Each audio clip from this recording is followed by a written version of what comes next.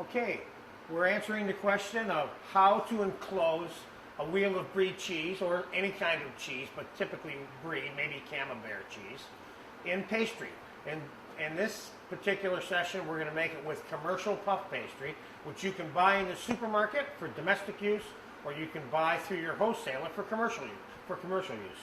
The actual making of puff pastry is another class and another session, and you can find that in the index under how to make puff pastry. But for right now, we're going to use the commercial version to demonstrate how this is done.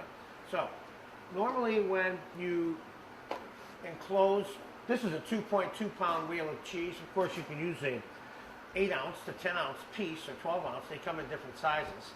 It doesn't matter which size you use. You can use the same basic technique that we're going to use here. Is that there's a bottom and a top of pastry. So we're going to roll the bottom out slightly on this piece of pastry.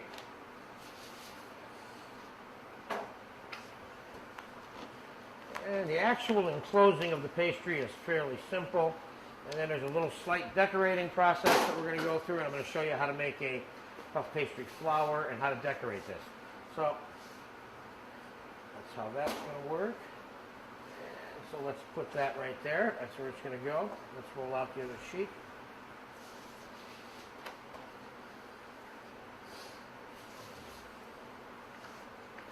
You'll notice that I'm not rolling this out very much. Now, the domestic version of puff pastry, this is a 10 by 15 inch sheet. This is from a commercial packaging. The domestic ones that you can buy in a local supermarket, which they all have in the freezer section, is this type of sheet, but it's folded up and frozen. So you need to completely thaw it before you unfold it, otherwise you'll break the pastry. Okay, now we'll take some of the excess flour and get it off of the pastry. And we're going to put a little bit of egg wash here, which is a combination of a couple of egg yolks with a couple of tablespoons of cream and a couple of tablespoons of cold water mixed together.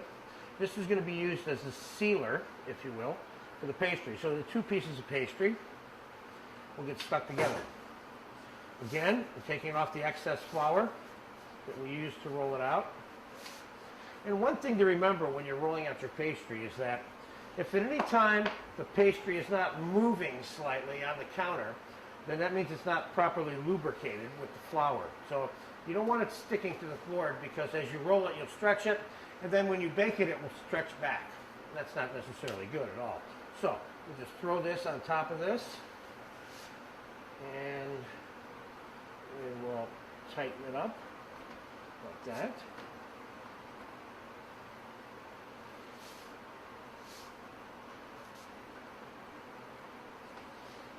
And we'll cut it.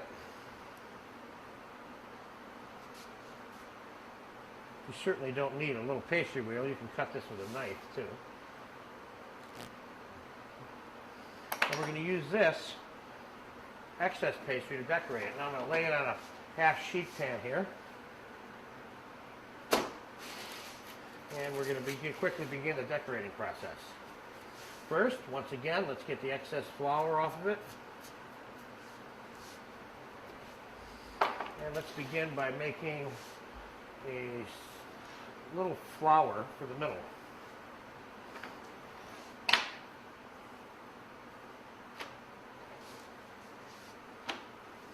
Now, when you're going to make like a little rose looking like flower, you need to cut the pastry in wavy or sharp pointed tops and bottoms, so it looks a little bit like that one looks, a little bit wavy, okay? We got a nice big fat end down here, because that's going to be the bottom of the flower, see? Then you just roll it up. Actually, this one, I could probably just roll the pastry slightly more. Make it just a touch thinner. There we go.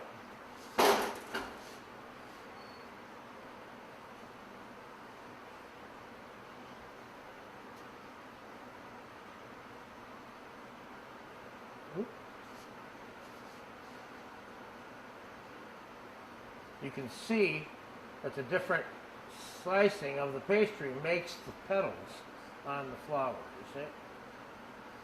And And this would be the bottom of the flour. See? Now, you simply open it up.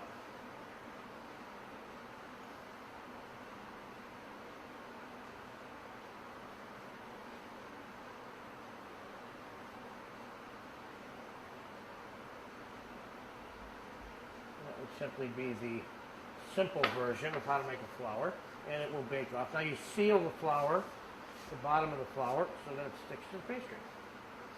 Now we're going to make some leaves and go around it.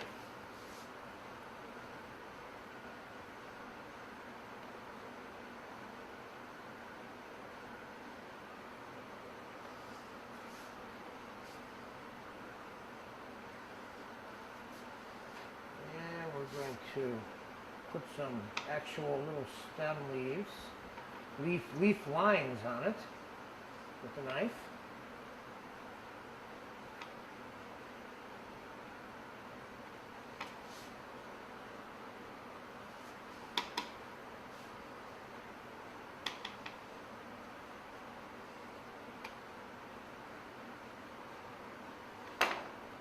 We're going to egg wash those also.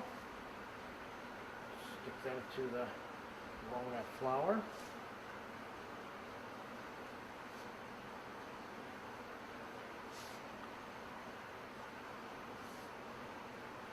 And we're going to make some holly balls.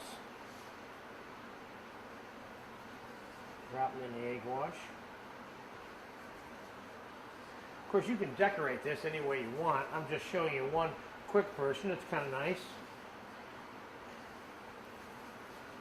It's the one that I usually show students that are doing this for the first time, and then because it's one that they can be successful with the very first time that they make it.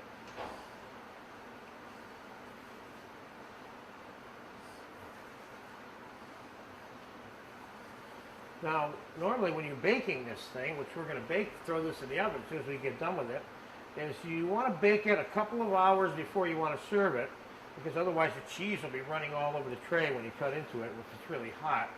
And what you do is just leave it around at room temperature till just before you want to serve it, then just pop it in the oven for a minute to heat the pastry itself up, but not necessarily the cheese.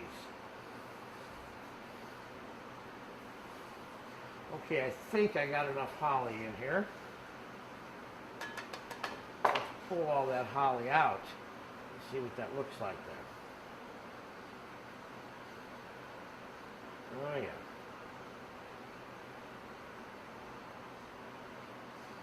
Okay. I'll just dot all the way around the leaves with this.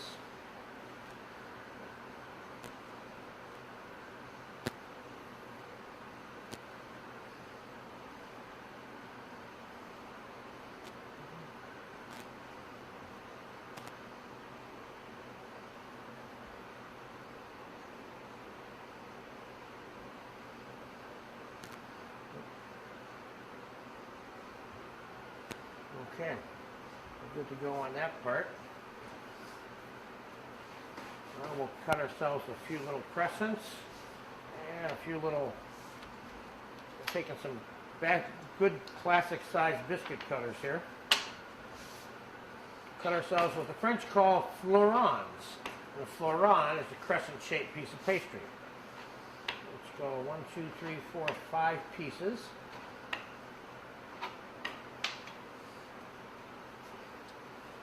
Let's get that egg washed, placed on here.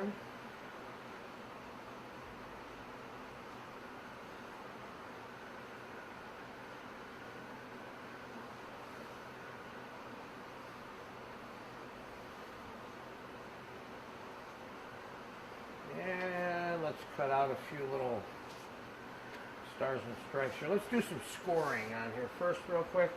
This is another way in which one can enhance the look of the finished baked item. And making little zigzags on it. They have no real function besides the aesthetic value, of course. Some students are sometimes asking me if these are ventilation holes, and they are not. So we have a little, we have a heart, we have a star, we have a teardrop, have one of those. Let's do one, two, let's do 5. Let's do one of those, okay? 1, 2, 3, 4, 5. Let's egg wash those and put one of those near or in between each one of the crescents.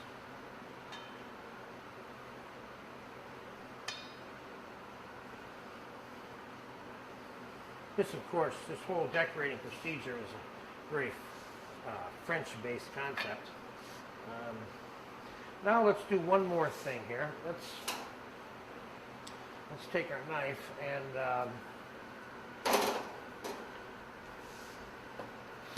score the bottom of the shell slightly for some more aesthetic value in terms of the final baked item.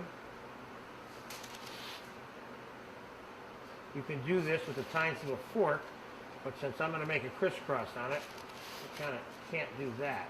And I'll show you what I mean by that in a second here.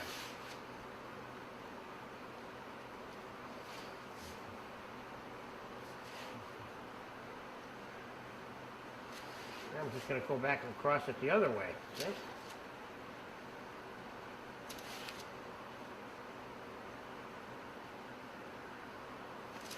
You see that look there? That's kind of nice.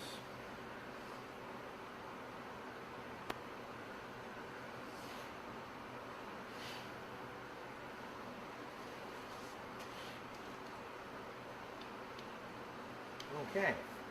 Now, that's moderately well decorated, and so I'm sure that you can do much better with giving yourself a little bit more time and energy. But this is a good quick packaging for the decorating that I think you can be successful with the very first time. If you don't have the cutters, then you need to either buy them or change the look. So we're going to egg wash this entire piece of pastry, and we're going to bake this in a 400-degree oven. Remember, all we really want to do is bake the puff pastry.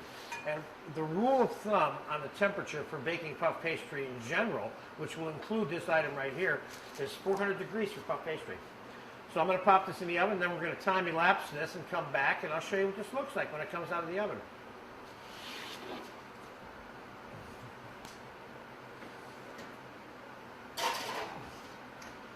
All right, there you go. So I'll come back in about 45 minutes to half an hour, depending, which in your case is right now. I'll be right now. There's your baked Brie cheese after about 45 minutes in the oven.